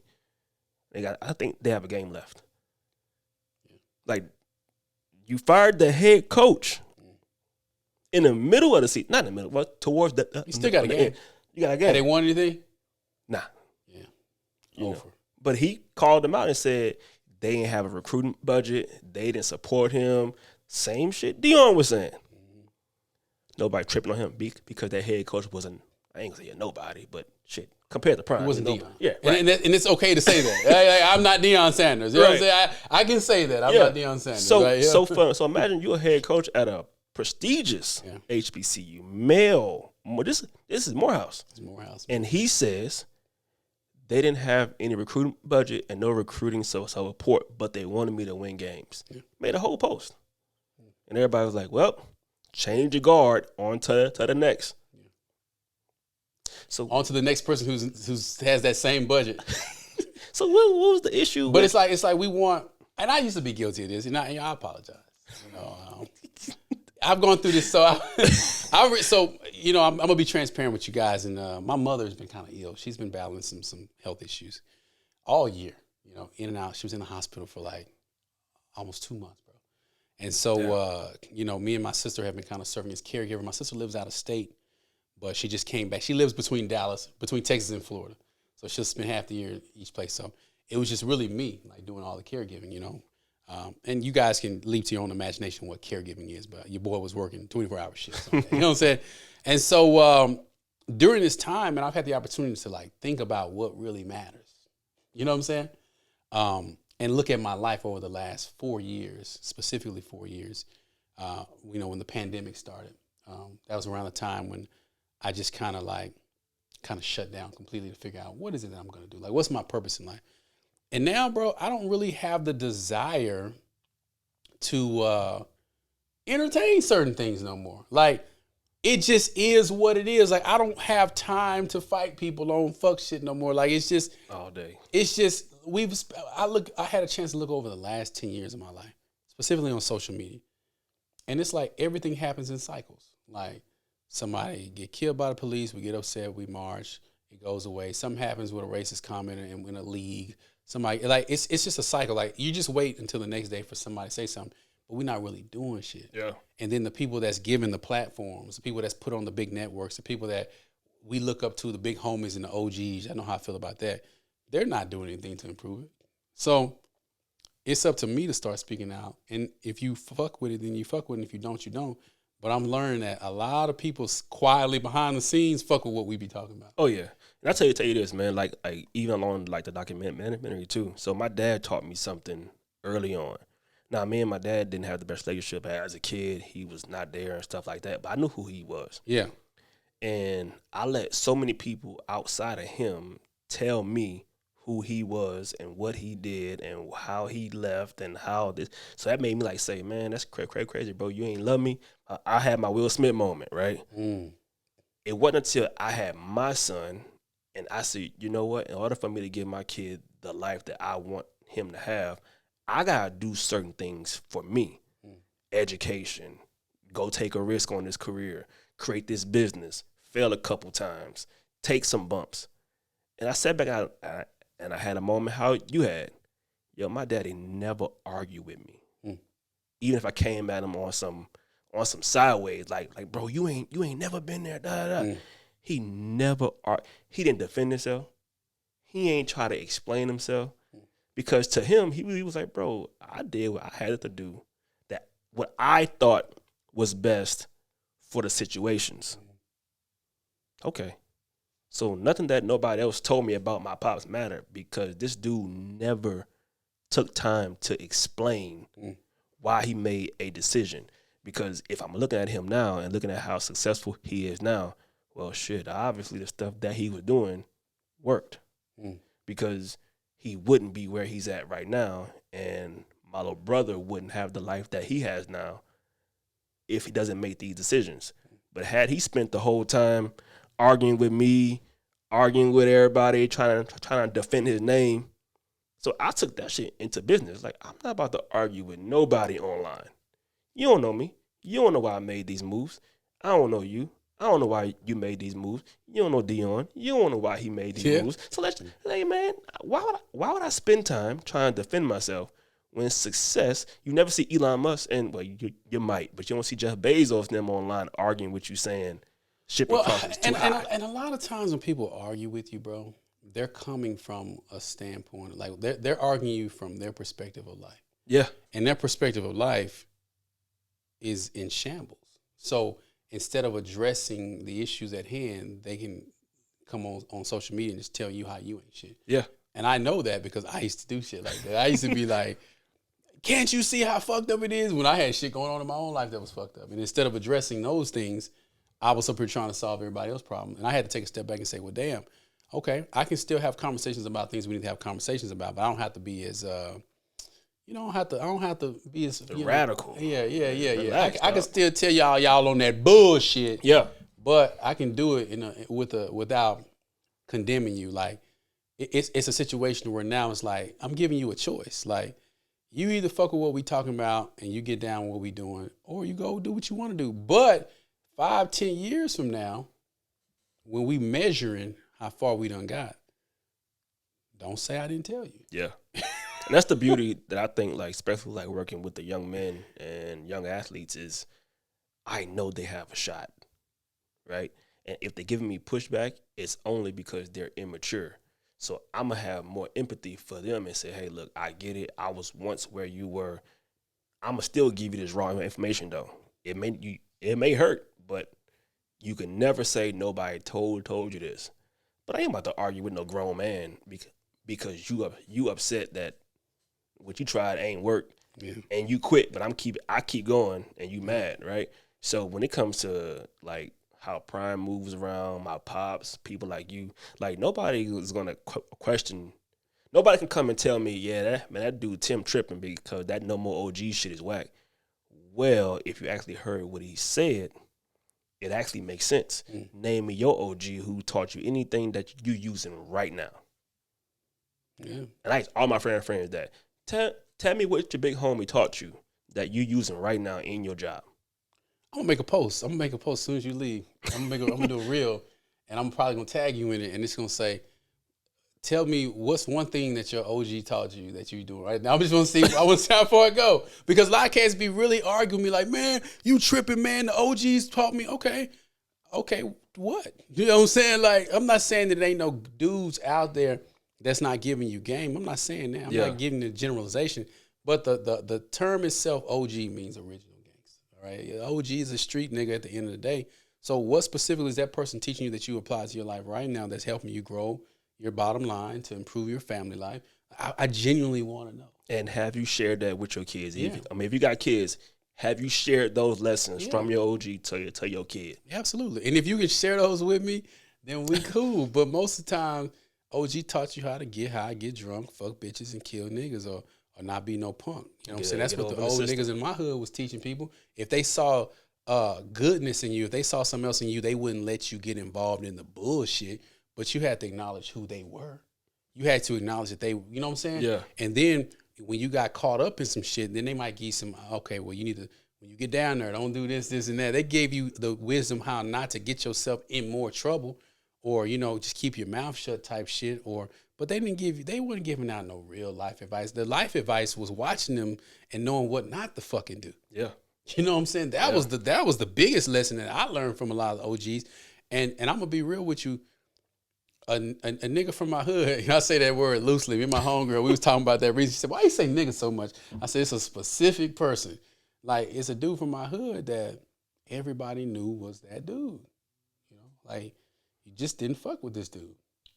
He reached out to me and was like, "Man, I'm proud of you. I listened to your podcast and shit." You know what I'm saying? Keep your foot on them niggas' necks. That's what he said. And I'm like, then I had another dude that people call an OG, like these older dudes that we've looked up to, like, many of them hadn't really done much outside of the streets, but they understand the value of what we talking about. Yeah. They understand that nobody was there to teach them this shit because either the men were away in prison because of the pipeline to prison, you know, mass incarceration. They were often wars. We often don't talk about how many black men join the military who go off the wars and they fought in this country for centuries, right? So if they're not there to teach you these lessons and give you this game, then you're gonna follow the wrong path, Reggie. So at what point is it, hey, we need to have these conversations on what not to do? That's not a shit on old dudes that's done been through it.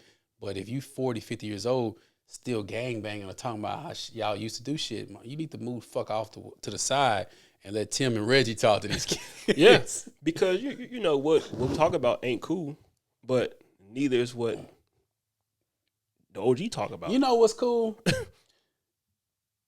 It's cool to go to a car dealership where you own your car and they getting service, and they say, hey, you come and do on some service, it's gonna run you $1,600, and you just say, all right, like that's cool. You know what I'm saying? Like, what's cool is being able to take your family on vacations.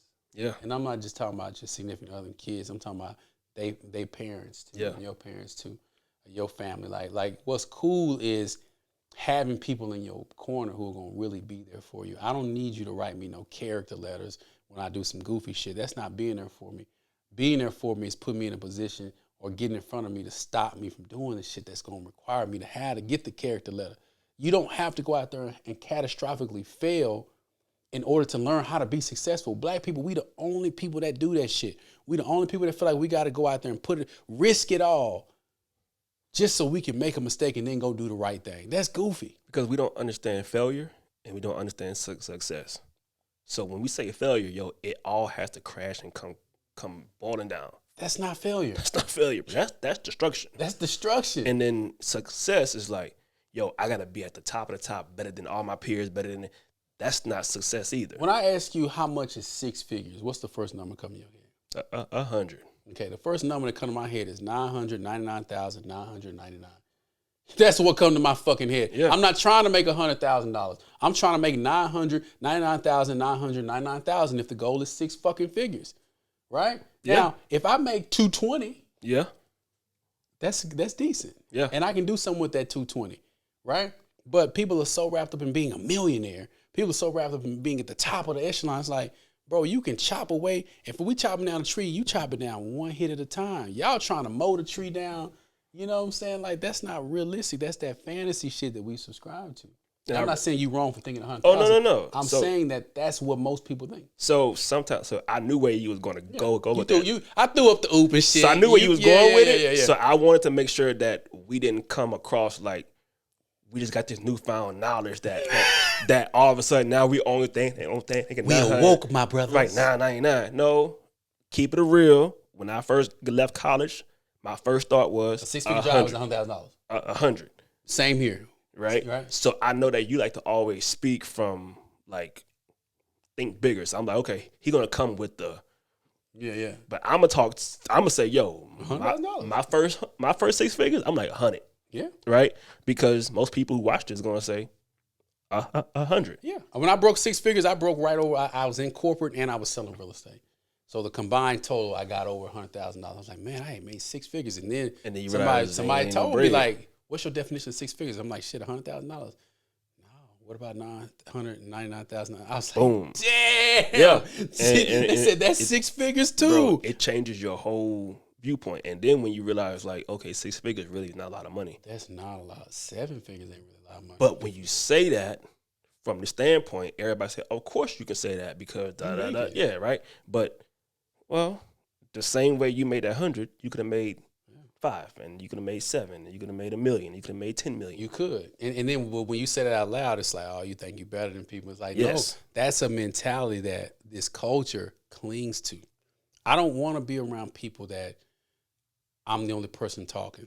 I want to be going to a room and sit down and be able to shut up and get some game and then take the game apply the game, not just take and say, man, this is new idea. How you even know that idea worked? Yeah. You need to put at least about a year into that thing to see if it actually works before you start bringing other poor people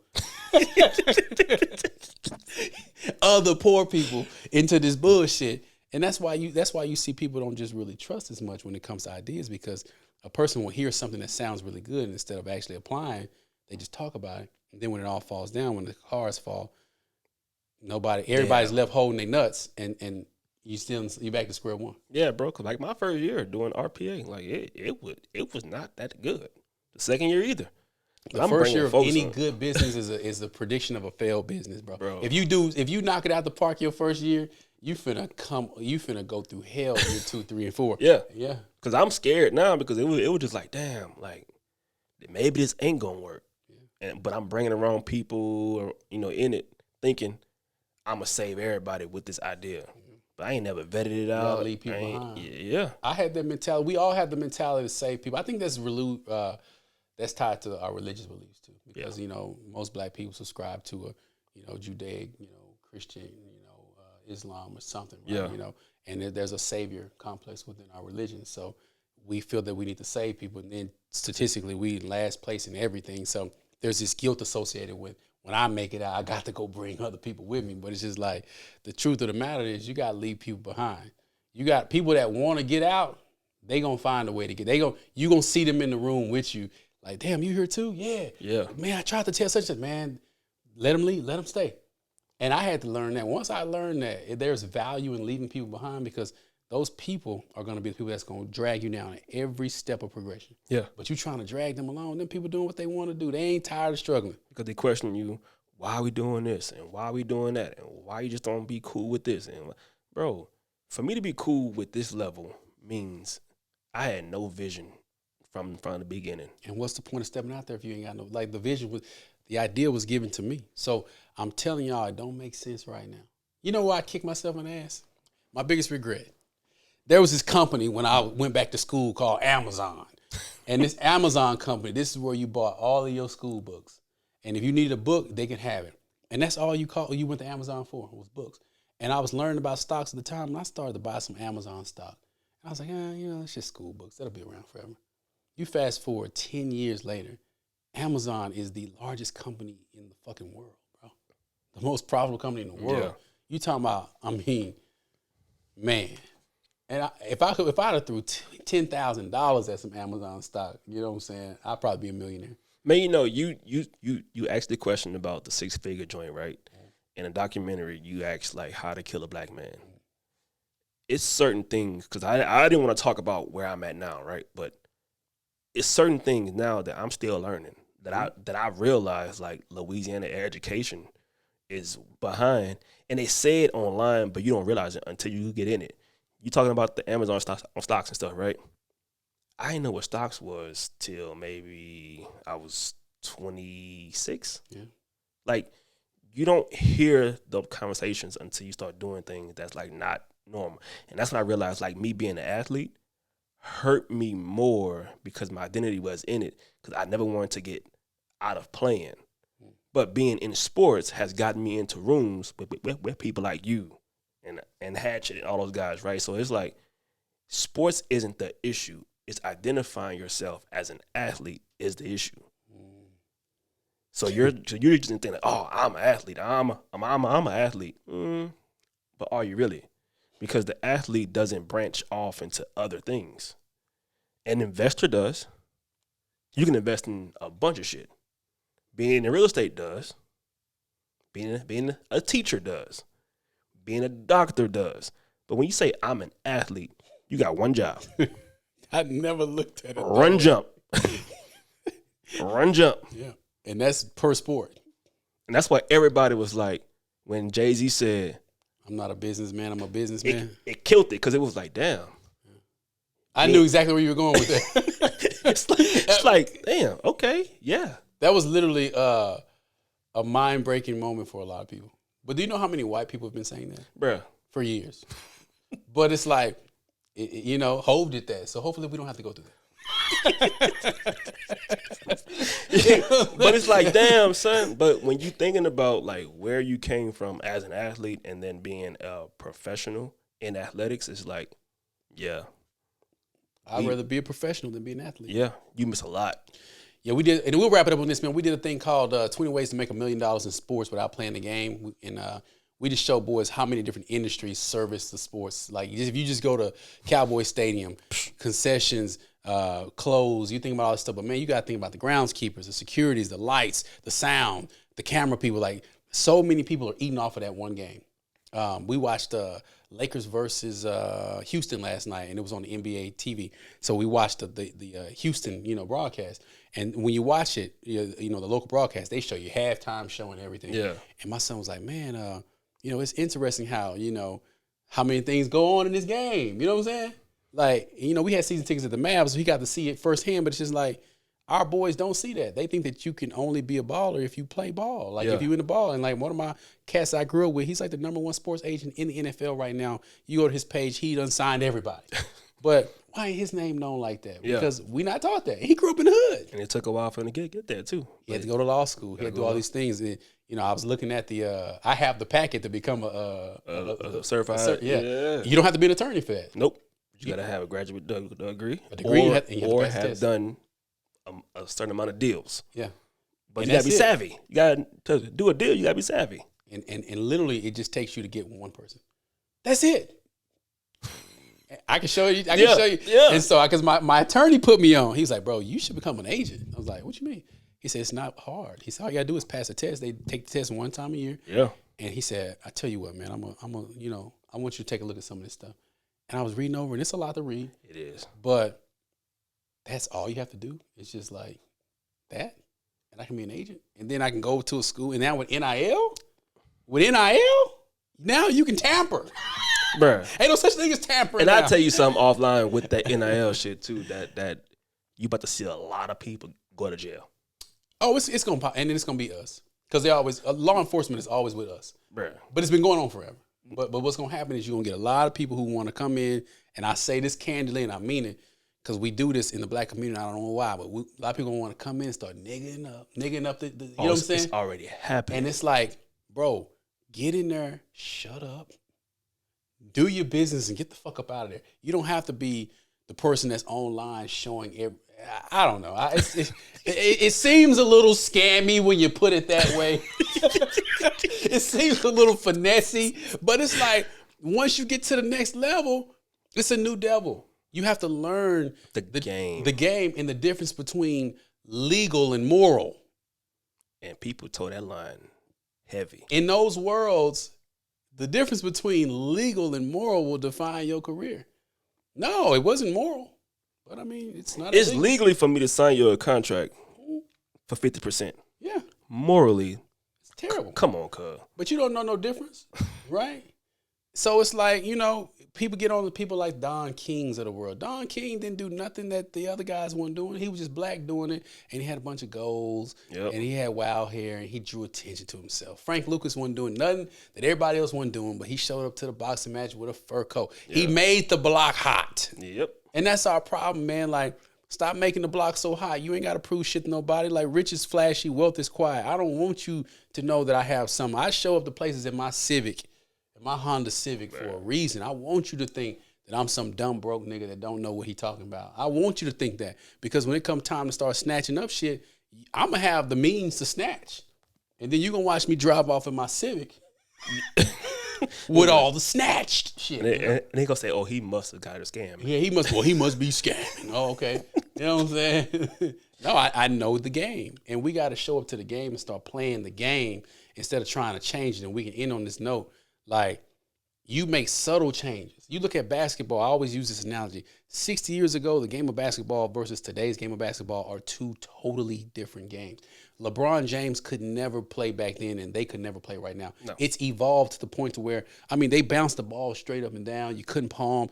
Like, so many rules have been changed, but it took years to get there. The game ain't the same since Jordan played. But every year, they made a subtle change, a subtle tweak. Now they're doing in-season tournaments. That's crazy. What's the point I'm making? You can create the change you want to create if you just get in line, shut up, and tweak, adjust, tweak. You can't go in there and rip the Band-Aid out. All right, motherfuckers, we need to be black. It's not gonna feel authentic, man. Shit. You know what I'm saying? No, we it want to come- go, and that was me. I had a whole Keller Williams office nigga quit during the pandemic because they said we need to have a conversation about social justice. I'm like, all right, let's have it. And the whole leadership team quit. They wasn't trying to hear that shit. This is a real estate office on the border of Rowlett, Garland, and Plano. They don't give a fuck about no George Floyd at all, bro. And it showed because everybody quit. The entire leadership team quit after this meeting, bro. You gotta do. Hey. You know what I'm saying? So they showed my black ass, right? But my thing was, you got to go into situations and learn how to just sit back and play dumb and finesse situations where you don't belong sometimes so that you can get the information that you need because people are more willing to help you if they feel like you don't know shit. If you ain't no threat. If you ain't no threat. Oh, he ain't gonna use this shit. He ain't going to do nothing with it. And then before they know it, they working for you. Before they know it, they coming through you for the contracts. It's really simple, but we want to show up and win, and we're going to have to get out of that shit. We're going to have to get out of feeling like that we can show up on day one and get it. It just don't work that way. You got to show up, and you have to get enough people to buy into who you are. Yep. You know? All right, man, we're going to wrap it up on this note. We've been talking for like an hour and a half. You guys, be sure to check us out. Follow us on all streaming platforms. Go check out the documentary, Tim Jackson Presents How to Kill a Black Man, featuring my boy, Reggie Calhoun Jr. Reggie, where can we find you? On Instagram, man, Reggie Calhoun Jr. That's on anything. So Twitter, X, Facebook. I got to get back on this shit. I'm not on anything but Instagram and then Facebook, but I'm getting off of Facebook. But I hate social media, bro. Like, I hate it. I hate it with a passion, bro, because you can be whoever you want to be. Like, people can't get stole off on social media. Yeah. And so where I'm from, like, if you talk greasy, hey, man, where you at, man? Meet me at this corner store, and then, Pull up. And on social media, I've had people get in my comments and talk shit to me, and then I'll see them. They'll see me out in the event. Hey, Tim Jackson, how do I know you? You the dude that was talking shit on social media. And they're like, man, I love you, man. I was just trolling. All right, man, you gonna troll up against the wrong person. Yeah. So I'm learning how to fall back and just take it as a grain of salt. Like, these people don't know me.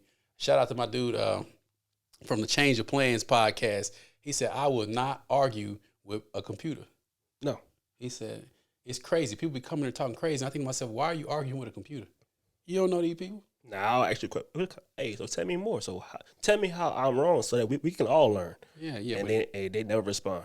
This lady, I made a comment on a post last night. It was a post with the people from South Carolina. Don Staley. Yep. You see that?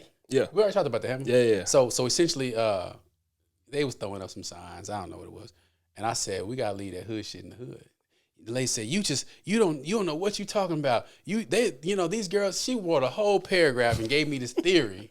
And so I responded back. I said, you said all that to give me your theory. She said, I was projected. I said, you said all that to project your theory, but it's crazy.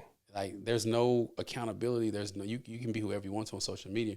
And that's going to create a bad place to live in real life, because when people start getting exposed, you're going to start seeing like depression go up. You're going to start seeing suicides go up because people can't handle pressure of real life. Stand on that. Stand on it, man. Y'all, this is your boy Tim Jackson. No More OGs podcast. Be sure to like, subscribe, follow. Check out my man Reggie Calhoun. Follow him everywhere he is. He's also in the documentary Tim Jackson Presents How to Kill a Black Man. We out. Talk to you soon.